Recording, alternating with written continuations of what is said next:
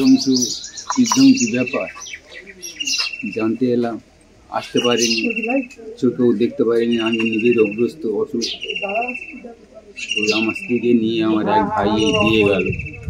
এই 3-4 দিন হয়ে গেল। চলো এখান থেকে এসে দেখছি তো সেই একই অবস্থা।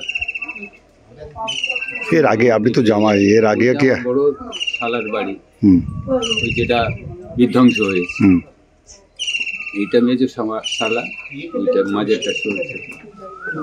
এর আগে আপনি কোনো এইসব কাজ হতো বাধা দেননি? আমি বাধা দিয়েছি।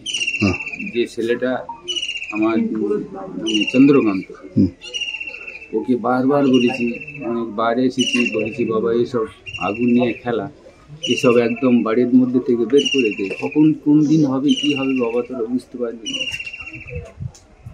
4-5 বার বলেছি। ছেলেটা ওই কথা তবু বললো, বলে কিসে মারাই, ওর কোনো চিন্তা করতে হবে না, আমার কোনো ক্ষতি হবে না। আমি বারবার 5 বার নিষেধ করেছি। আজকে এত বড় ক্ষতি হয়ে গেল, তাতেই থেকে এত বড় ক্ষতি।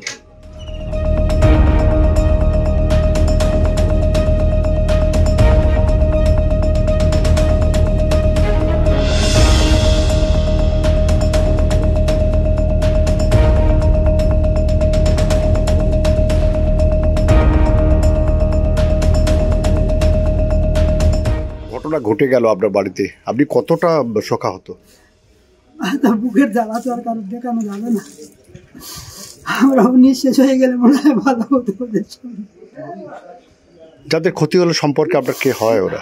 আমার দাদা, মা, বৌমা, নাতি নাতি। সরকার লাইসেন্স দিয়েছিল? শুনলাম লাইসেন্স দিয়েছে। আপনি কি জানতেন ভাই হিসাবে?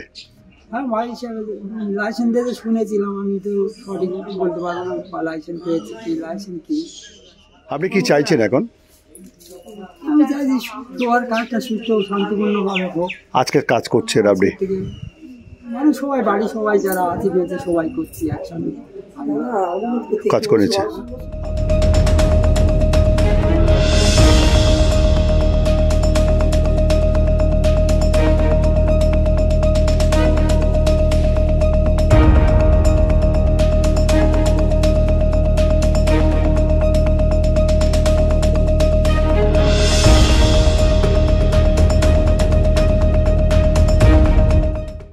আমাদের ভিডিও ভালো লাগলে লাইক এবং শেয়ার করুন।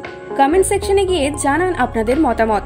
আরও ভিডিও পেতে আমাদের চ্যানেল সাবস্ক্রাইব করুন এবং প্রতি মুহূর্তে খবরের আপডেট পেতে প্রেস করুন বেল আইকন।